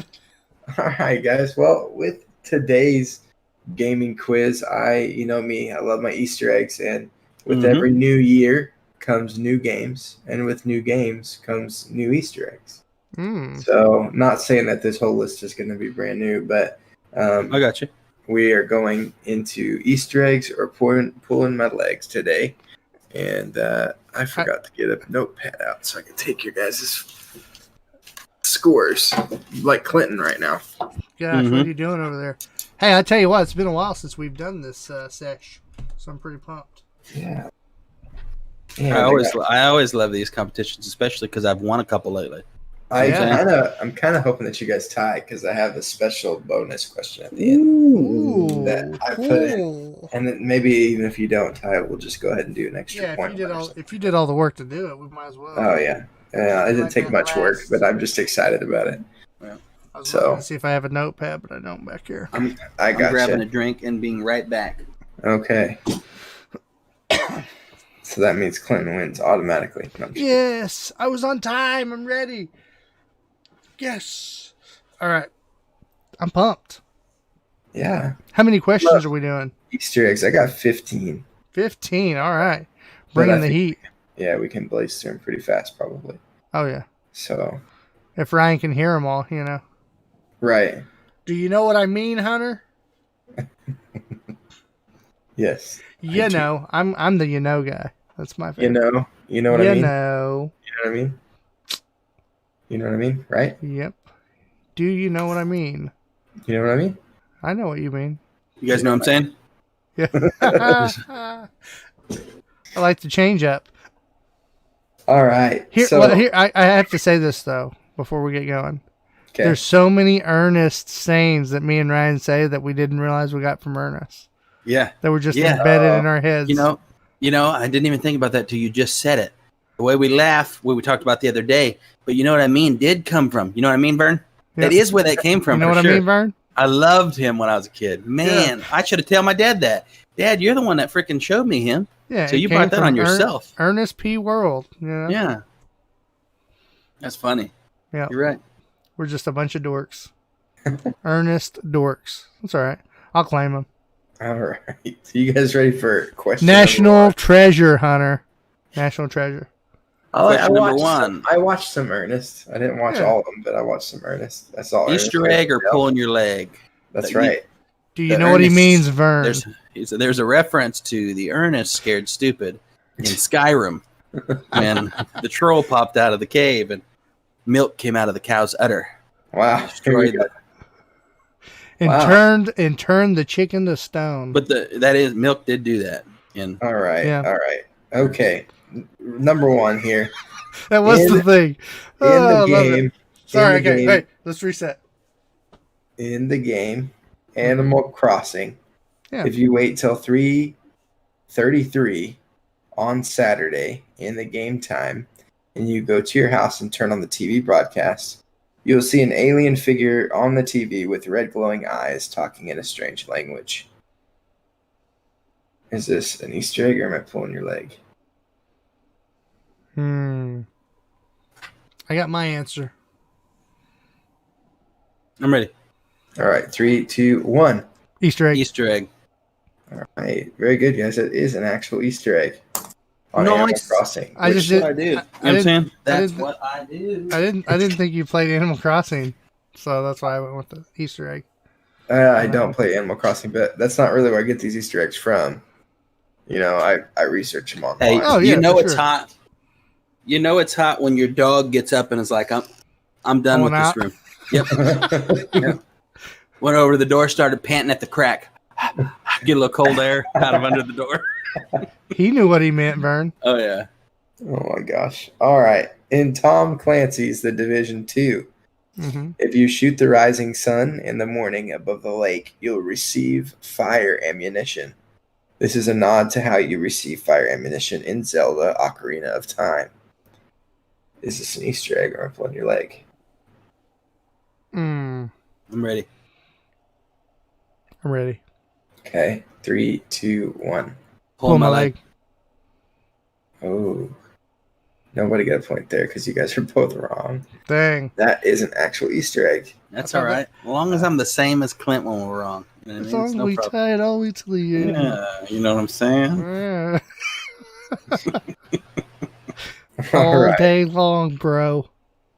The next one is, in the game Control, you can find a door with a cat statue that you collect throughout the whole game.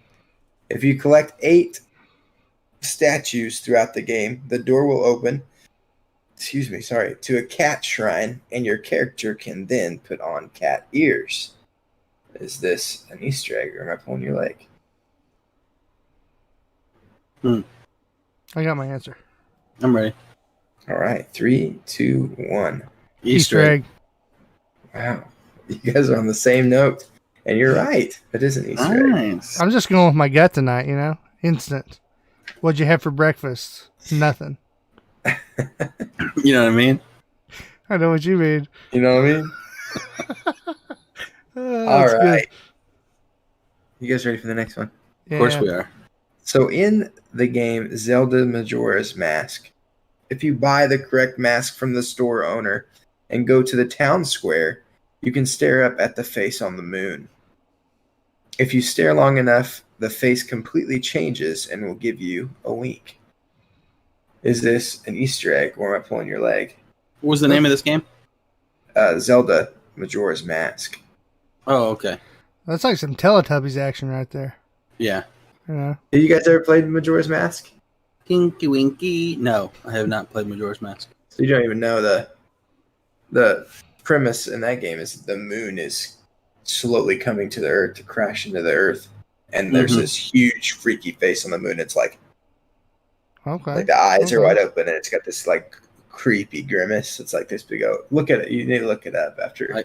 I get what it's you're creepy saying. Looking. Like that's one of the things that fueled nightmares when I was a kid. Right? Okay. The man in the moon. Creeping you out. Mine was Zelda. Freddy Krueger or Jason. Yeah. Zelda knew exactly what you meant, though. You know what I mean? I'm ready. Yes.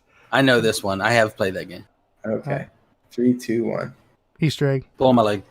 Ooh. Ryan was correct. I made that up. Yes. Good job. So Ryan pulled away. It's 3-2, Ryan. All right. Still young. So- The night's still young. The next one. Let's see here. In Star Wars Battlefront 2, you can find a rebel uniform being ironed, like ironed, right? Ironing. Yeah, not ironed, but ironed. Ironed. Ironed by a robot. Iron sharpens iron. Okay. Okay. In Star Wars He's got a Battlefront friend 2, named Iron. It's Oh, okay. it's being sharpened by it's sharpened. You know what I mean? Ironed by a robot. Yes, I'm with you. In Star Wars Battlefront 2, you can find a rebel uniform being ironed by a robot. This is a nod to a Star Wars Saturday Night Live skit where Kylo Ren goes undercover. Is this an Easter egg? Where am I pulling your leg? I'm ready. I'm not ready. Of course you're not. Because you don't know what he means. I don't. I am ready though. All right, let's go. Okay. 3, 2, 1. Easter egg. Correct. You guys are both correct. That is a real Easter egg in Ryan Battlefront has 2. tied it up tonight. He's like, I'm going to just stay with him the whole way, get ahead here and there. Boom, beat him down, baby. That's right. All right. He's getting better at these quizzes. I'm kind of proud. In the game Valorant, you can find a sniper rifle case and a jar of urine that belongs to a character from Team Fortress 2. Is this an Easter egg or am I pulling your leg? Wow. Wow. Wow. A I'm sniper ready. rifle case and a jar of urine from Team Fortress 2 and Valorant. How much does all that add up?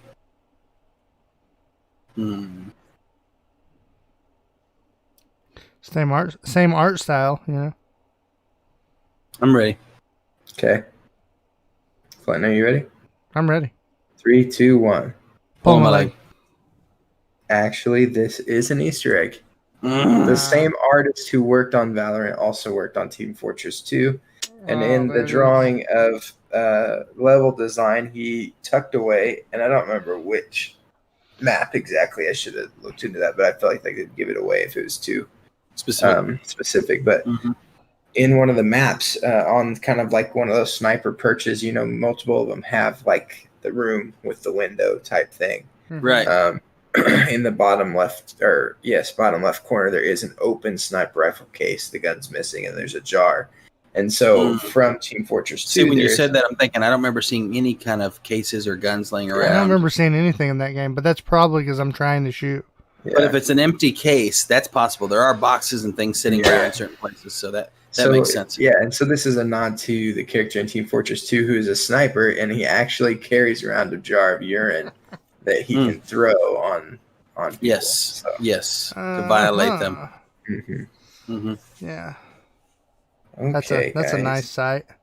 Okay, so I'm ahead by one, keeping the lead. Let's do this. Be gone, Satan. Just ready for the next one. Let's say holy water. Wow, you guys are on a new level tonight. We're having a lot of fun tonight. Don't know why. I think Ryan's is heat exhaustion. Yeah, and you brought up Ernest. Yeah, it's true. There's something in the air tonight because I just feel weird too. In the game Portal. Ooh. By portaling your way out of bounds to an out of bounds area, you can find a top hat.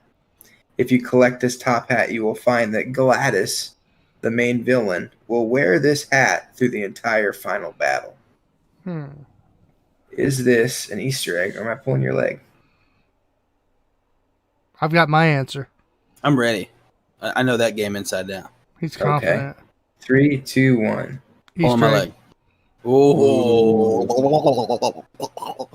Clinton. I'm sorry, Ryan pulled away. No! A little further. No! That's what I'm talking about, baby. It's like I've created a monster. Yes. That is a made-up Easter egg. Okay. That was a good one. You're good tonight. That was a good one. All right. You guys ready for the next one? Yep. I don't know anymore. At this point, I don't know game- anything, obviously. I'm in his head. He knows what I mean. You know what I'm saying? Yes. He In knows. the game Mario Odyssey, on the Metro City location, if you collect all the power moons, Bowser will rise up and appear beyond the city. He will act as if he is Godzilla and destroying the city before quickly disappearing into the sunset. Is this an Easter egg or am I pulling your leg? I'm ready. I got my answer. I'm ready. All right. 3, 2, 1. Easter egg. None of you guys get a point because I made that up. Dang. Nice. That's a good one. That's a good one. El copycat over here. He's copying me until he knows something for sure. Oh no, those shout outs are pretty even there. So, all right. On the next one, we're talking Minecraft. In Minecraft, the April Fool's update, if you throw a book into a portal before entering, the portal will send you to a randomly generated location. Typing specific words into these books before you throw them into the portal will also affect which world it takes you to. Is this an Easter egg? Or am I pulling your leg? I'm ready. I'm ready. I'm on it. Let's do this. Right. 3, 2, 1. Ready. Easter egg. Pull my leg. Oh, pulled away again. He did, Clinton. Dang. You got to get on your horse. Is that that's a real thing? Yes. Wow. It is a real thing. So it interprets what you put in and puts you in that world? Yes, Clint didn't even know that Minecraft had portals. So he was lost on that. I knew it had portals to the Nether or whatever it's called. Yeah. Ether, neither. Well, to the red purple zone. The Nether portals. Or the Ender. There's two different portals. Oh yeah, Ender. Yeah, Ender. So the Nether portals and stuff. If you throw these books in, they'll take you just like a randomly, like the game just randomly generates it through a book, right? It's a weird looking world. Doesn't make sense. But if you take the books and put different keywords on them, they will spawn worlds based on what the developers had made that word to. So like if you put, for just an example, if you put credits and throw it in there and then you go through, they've set up a whole Minecraft credits that you can hover above and go through these credits and stuff like that. And there's a bunch of different, more creative things than that. Nice. So there's just like a huge list. Should we even continue the game, or is my lead too big for cover? You know what I mean? Don't tell me the real answer to that. I just wanted to mess with Clint a little bit. Oh, yeah. Of course he does. I don't know. Fine. Let's keep going. It is 6-3, so I think there's still a chance if you get like there's still a chance for me. Yeah. All right. I'm pretty sure because you're only 3 behind. I'm already in his head. It's over. Let's roll. You're not in my head, bro. It's no big deal. Yeah, there's 6 questions left and you're only 3 behind, bro. So yeah, I still got this. All right. I'm not even that worried. It's gonna be fine. Call of Duty, Modern Warfare. The remake. Yes, on the Cheshire Park map. Okay, that's a newer map. If you find and shoot all 5 mouse traps located around the map, a wedge of cheese will appear. If you take this wedge of cheese and complete a wheel of cheese that you find on the dining room table, it would allow you to then return to the Piper statue in the middle of the map, where you can activate a horde of mice who will come running around before exploding into many colors. Wow. Is this an Easter egg, or am I pulling your leg? Okay. Whoa. Oh, okay. That one, I mean, you got creative on that one. You're insinuating that I made that up. I'm saying if you made it up, you got creative on that one. That is in depth. Or you took it from a whole nother game and fit, which is more likely because that's such a in-depth one. But I will be impressed if you made that up and it was from scratch. I'm going to be really impressed. Are you guys ready? I have my answer. Okay. I've got my answer. All right. 3, 2, 1. Easter egg. God! It is an Easter egg. So now it is 4-7. See, everything I just said was just so Clint thought I was going to go pulling my leg. Right. He had a little hope. No, I and knew then what I just you were rip him doing. up, just shred him up in little pieces at the end. I knew what you was doing. It's just whenever you got a shadow, it's hard to shake it. In Red Dead Redemption 2, In Red Dead Redemption 2, if you show up to the saloon in Saint Denis at 2 a.m., the bar will be filled with men dressed as clowns, staring at you as if you walked right into the wrong party. Is this an Easter egg or am I pulling your leg? I need to hear it again. Got my answer because I listened. In Red Dead Redemption 2, if you show up at the saloon in Saint Denis at 2 a.m., the bar will be filled with men dressed as clowns staring back at you as if you walked into the wrong party. Is this an Easter egg or am I pulling your leg? Okay. You ready? Mm-hmm. Yep. 3, 2, 1. Pull my leg. There you go. He got that one. He did get that one. I made that one up. I knew he got that one. 5 to 7. How did I know? The biggest flaw was the fact that it was such a specific time. Like, it seems like it'd be hard to walk in right at 2 a.m. So you could say during the 2 o'clock hour or something like that. Oh, wow. He's ripping Hunter apart. I'm being serious. That's why I thought it was fake, but I went the other way just in case I could increase my lead. I had a big enough lead that I took the risk. Yeah. All right, I got to get 2 more here. Tie it up. So hopefully it doesn't hurt me in the butt later, because I did do that opposing what I believed, just in case. All right. In the game Steep, at the top of the mountain, at the top of the highest mountain on the Alps level, if you leave your player idle for 1 minute, you will see a Yeti-like figure run across the mountain further down and grab an innocent skier before running out of sight. This is a nod to an old skiing game on the PC. Is this an Easter egg or am I pulling your leg? Okay. You guys ready? Mm-hmm. Yeah. 3, 2, 1. Pull my leg. Oh, that one I'm unsure on. Clinton's trying to make a comeback, boy. Oh, no. Yes, son. Pulling your leg. Yes, son. Oh, my gosh. That one I was unsure on. Actually, this is... I took the motivation for this one was from an old game on the PC. It was like a little like Flash game almost that used to come on the PC. It was like Snake or anything else on one of the old PCs my mom or somebody had. And you literally use the arrow keys to ski down this mountain.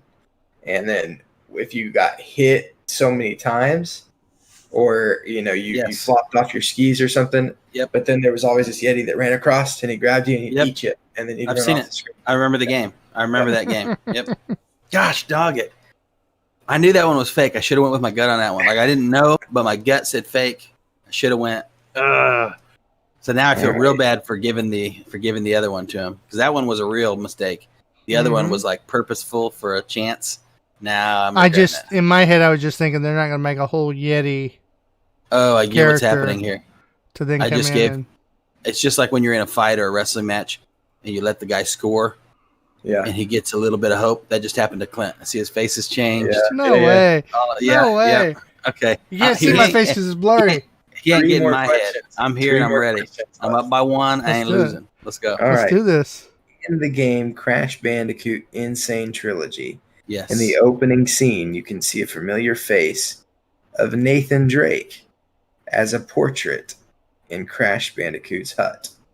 Is this an Easter egg or am I pulling your leg? Ryan doesn't even know who Nathan Drake is. I'm ready. All right. He's doing an old poker face. I like it.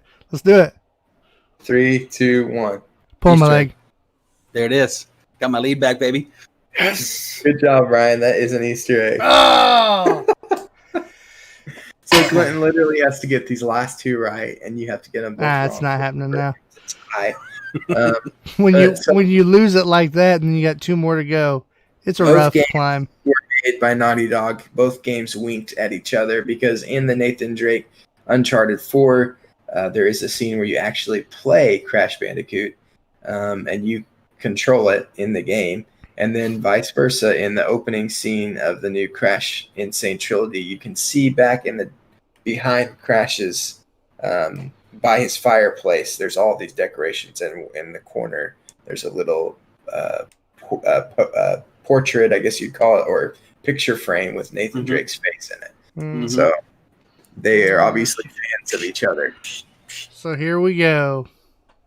All right. He's gonna pick every one that I pick now. He's gonna slow it down. You watch him. In the game Dead by Daylight. Yep. On a particular level, you will find Asian Buddha statues. After playing this map for some time, you will then realize that when you take your screen off these statues, their heads turn and face your location. They will only move when you look away. Is this an Easter egg, or am I pulling your leg? Got my answer. I'm ready. 3, 2, 1. Easter egg. Easter egg. Yes, this is true. See, it's done. It's done right there. Unless you give me that 16th question, you know. So, well, that's up to Ryan because he's the gentleman. He's the one winning. He's not in the game Uncharted 4. This is the last one here. This is the 15th. Clint knows what I mean. This is the 15th. In the game Uncharted 4, Jake. Is it Jake or Drake? Drake. Drake. Yes. In the game Uncharted 4, Jake can. I keep fumbling over his name. In the game Uncharted 4, Drake can come across a sunken ship. If you dive down into the hull of the ship, you will find a skeleton.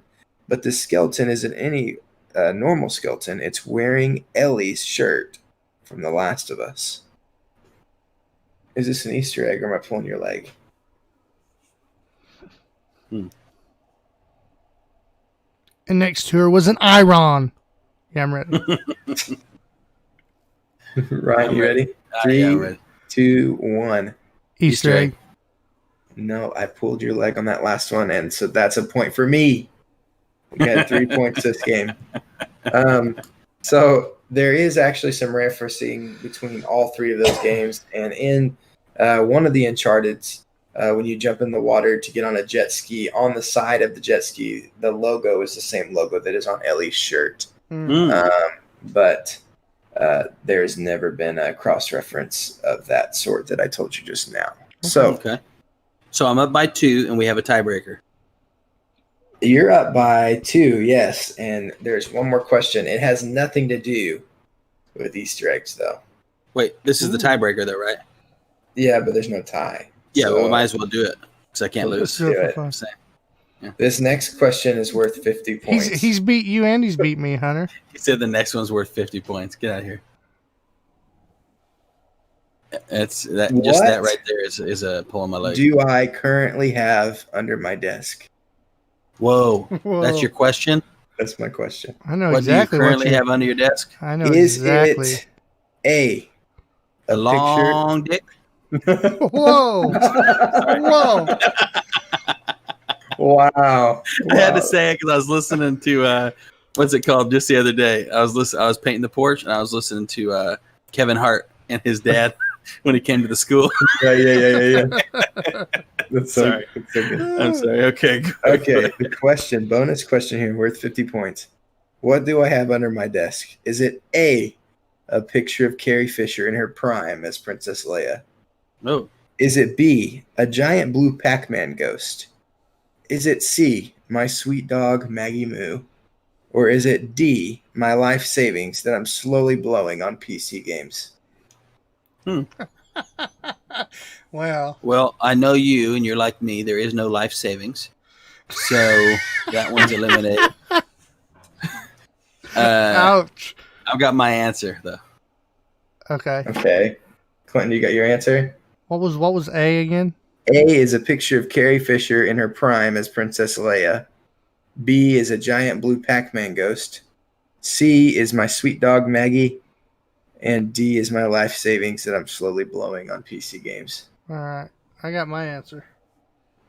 Oh, it could be his life savings because it could be like the $10 that's in his wallet. Yeah. Right? So. Any of that's life quarter. savings. Yeah, exactly. I'm ready. Right, hang on to that quarter. That's valuable stuff now. Hey, what yeah. You guys got? 3, 2, 1. Pac-Man doll. Pac-Man doll? Yep. Pac-Man, blue Pac-Man. The giant blue Pac-Man? Let's see what I got under here. Yeah.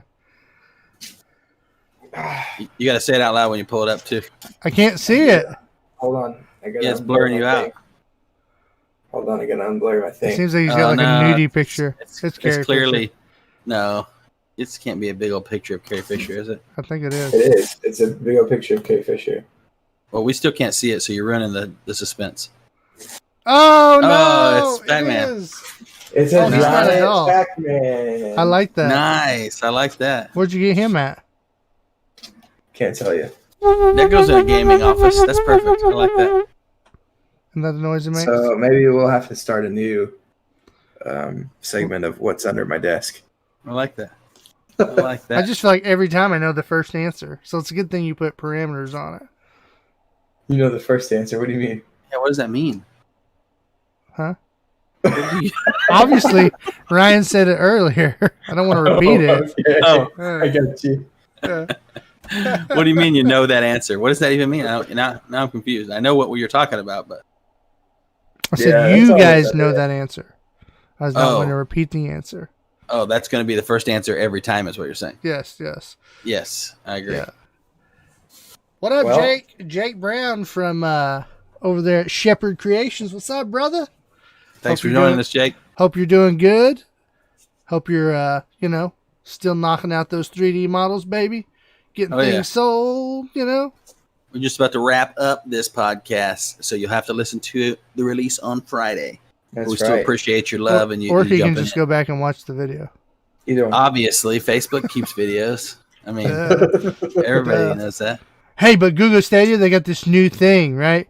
You Right. can save the video and then click a link, and then it takes you to a time in the video, and you keep watching from there. And you can play from there. It's amazing.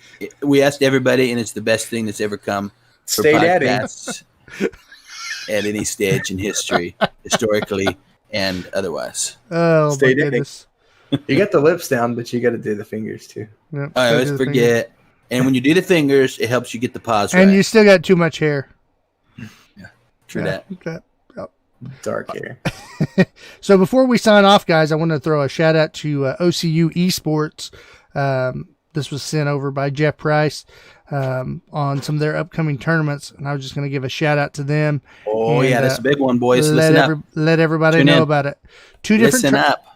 different tournaments. Join in. Tune your ears in. Get ready. Yeah, if you want to know what I mean, we got two different tournaments that are rolling out. First one's going to be Rocket League. They're completely free. They are totally online. So here's how it works. You got the Rocket League tournament.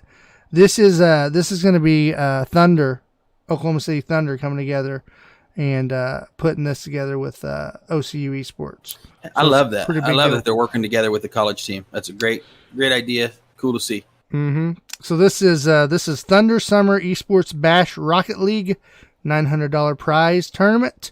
You're going to have pre-made teams. So that's This when you is- needed the little voice button, Clint, so you could put the synthesizer and Thunder, Summer Thunder, and the whole thing. Yeah, that's what you needed Well, there. maybe one day if I can afford one of them mixers and Right, do some yeah. other things with it, I'll be there. Losing my train of thought, Ryan. Jeez. It's okay. The date, July 25th, 2020. The tournament starts at 11 a.m. And participants right now so far signed up 2 teams, but that's still a little ways out. I'm sure it's going to grow. Also, they're doing an NBA 2K20 tournament. This is also the Thunder Summer Esports Bash NBA 2K, $500 prize. You've got 1v1. That's going to be July 5th, 2020 at 11 a.m. as well. So far, they got 4 people signed up for that. So you How can much go- was the prize on the other one? The other one was $900 prize. So if you- 900 and 500 for a free tournament, guys. Mhm. These So are you can go- free tournaments. Wowie. Yep. So you can check this out over at the battlefy.com website and just put in OCU-esports and you can check it out. And go. I can and tell you sign up right from now there. too. Don't get excited about the fact that there's 2 teams signed up. We know Click Gaming, they help put on these tournaments and stuff all the time. Half the time there's 2, 3, 4 teams signed up, and within the last day or two there's 30. So Mhm. It don't- explodes. it's going to be full. It's usually gonna about be a full that tournament. week. I feel We're like talking it's about that week before. a free to enter $500 and $900 tournament. It's going to be competitors in there. So Oh, yeah. so don't go in thinking you're going to sneak under the radar. It's going to happen. You know what I mean? Mhm. So bring your A game, and it's early for you gamers. 11 o'clock in the morning. You know what I mean? You got to sharpen them skills. Wake up, bright and shiny. Yep. Brush them teeth. Well, That's right. actually, it's a virtual, so you don't have to brush your teeth. Yeah, But nobody at has to least see it. You can play in your underwear and win $900. That's what There we're you talking about. wear your favorite jammies, wear your favorite socks. I don't know. Yeah. I Throw don't on know your what Thunder favorite colors, breakfast. Mm-hmm. Yeah.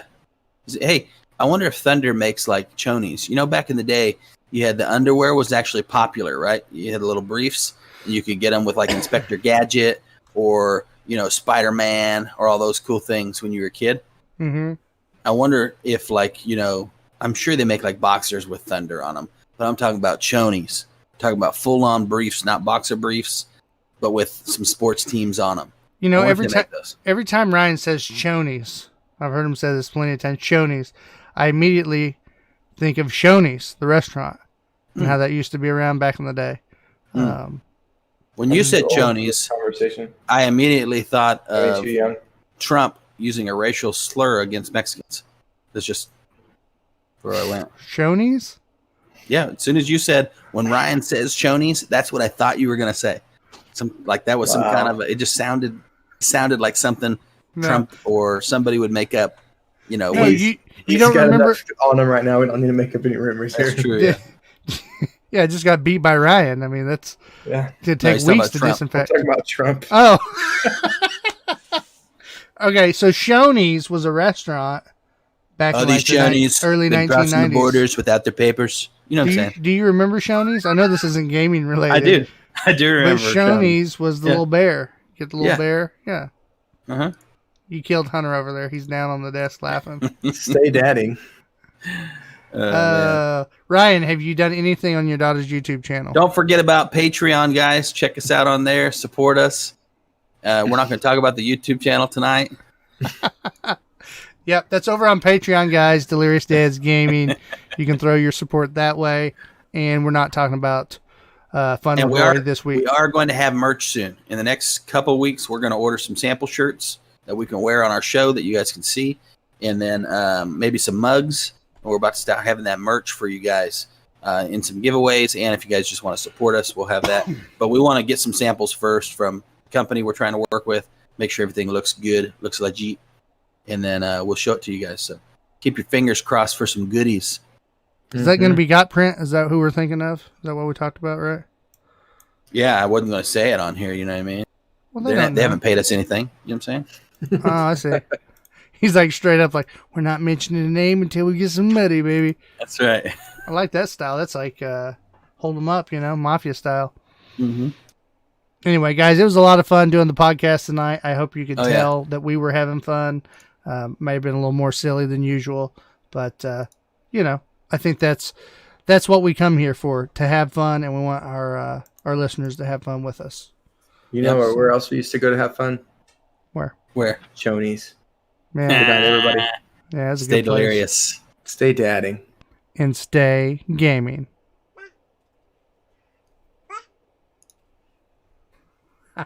Hi. All right. Tell everyone to stay delirious. Oh. What's up, sugar? Yeah. Hi. All right, guys. Thank you for watching the stream, and we'll check you next week. Don't forget to check out the podcast this Friday. Goes up at 7